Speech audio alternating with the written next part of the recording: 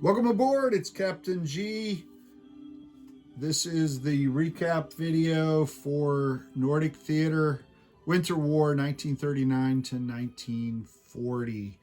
The last video, you saw us throw some dice, and the the suspense was ended immediately, and the Russians fell short of their victory objectives of capturing those final two cities. So what I wanted to do is show you the casualty pile, including that last turn, 10, 20, 30, 40, 50, 60, 70, 80. This is 9 chips and then this guy. So 80 infantry to 10, 20, 30, 40, 50, 60, 68. That's 7 and 1. And then don't forget the ski and anti-tank troops, the fleet, all the aircraft, which in many cases towards the end, the Russians were trading aircraft for ground units so as to try to take the territory.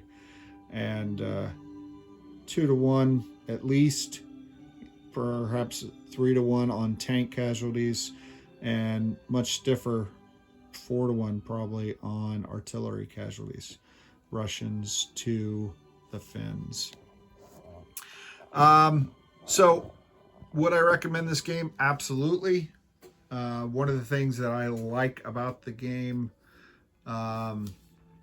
is that it's offered where if you want, you can just purchase this beautiful map, download the rules, print out your own battle boards and setup charts if you'd like off that download, and use your existing Axis and Allies pieces to have a low cost but easy to learn and fun and new gaming experience. I chose not to do that, obviously. I bought the box set, I got the rules and everything, and I'm glad that I did. And then I opted, personal decision, to get some sculpts from HBG and the fighters and paint them and put on the decals, the decals. But that was my personal choice. And if you want to do that, again, it's a beautiful map and it's worthy of that time and effort for those of us who have the time and choose to do those things. It's fast. It plays fast. I chose to air one video a day because Monday through Friday, working a lot and I haven't had any time to play it. But when I did do the videos on the weekends, it was really quick turns, and I'm playing both sides and I'm still learning and perhaps still making mistakes, hopefully not as many by the end of the videos, by the end of the game as at the beginning. Rules, the rule book, everything, again, if you opt for that, or even if you get the download, they're well laid out, easy to find things to look up. They're very clear. I only had 1 or 2 questions because I didn't see something and I expected there to be something. So I asked, like the interception rules and that kind of stuff, and whether or not a fighter can defend against a bomber, and so got those answers fairly quickly by reaching out to the game developers, the team at War and Honor, and specifically Anders, who has watched every one of these videos, commented on them, and messaged me on the side. So I appreciate their support in this. Would I play this again? Yes. I hope to play this again in a YouTube war with someone who gets the game and has an opportunity to read through the rules and message me, let me know that you're ready, and I'll gladly set this beautiful map back up on the captain's table and play it again. Specific aspects that I like it. It's a theater that, at least for me, in the U.S., we don't get a lot of attention to. It's clearly good guys versus bad guys, with the Russians invading Finland and the Finns fighting for democracy, fighting for their independence. That's always a great story. There are A lot of unique aspects. You know, the ski troops, which I have not on the map, they're all dead.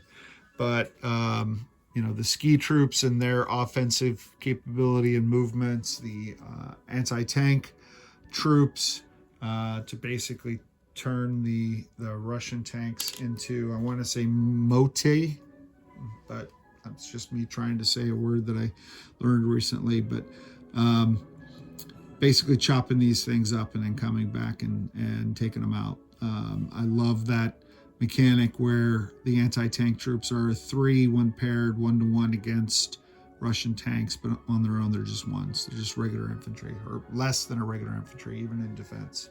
So that was really smart. That was clever. I enjoyed the frozen lakes. I didn't get so desperate. I thought about it to send the Russians across the frozen lakes, but it's not a river crossing. You don't go from here to there in one turn. You move onto the frozen lake, then you lose half of what you sent in that movement over rounding up. So if you send 9 infantry, you're going to lose 5 of them and leaving you with 4. So you really got to send a big stack to have any impact in coming through the other side. So the lake movement is one thing, and then when you get to the other side, it's treated like amphibious battle. So the rules are somewhat consistent, where the artillery here gets to fire at every unit as they come ashore, similar to the shore bombardment. So I like the rules. I like the ice movement with the waterways designated on the map. You know, I put these things on there, but the maps have these little icebergs on there, and that's as close as I can come. So that's to help me remember. There is enough diversity of units: ground forces, air forces, a little flavor of naval units. There are sea mines, submarines, bombers, strategic bombing. I really like the strafing mechanic. I didn't have a lot of success with it, but the fighters rolling and taking out a lone infantry, and the intent, at least in the rules, they said, you know, if you had ski troops here and there was one Russian, say here, you could strafe him, kill him, and then your ski troops could move through that and attack, you know, into the unit beyond, into the zone beyond.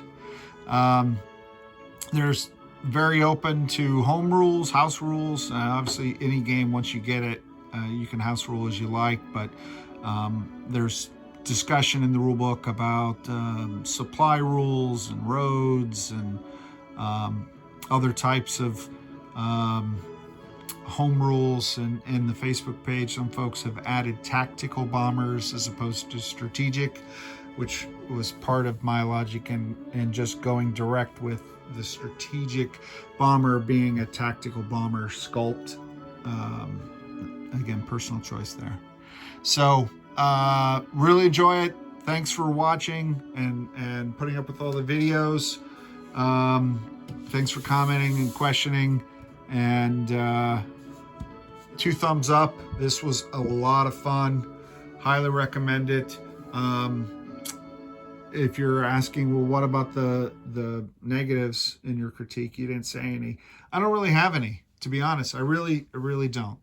Sometimes I play a new game and I have trouble with the rules, or this mechanic wasn't thought out well or didn't seem to play well. I did not find that to be the case at all with this game. It came to me as a finished, polished, professionally tested and thoroughly thought through rule set, and I absolutely enjoyed it. So if you get it, like I said, and you want to play a YouTube war, message me, and we'll figure out a way, and we'll schedule some time and do a YouTube war, whether it's public or private. That's fine with me.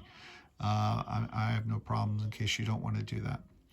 But this is Captain G saying thanks again for watching. Nordic Theater Winter War 1939 to 1940. Over and out.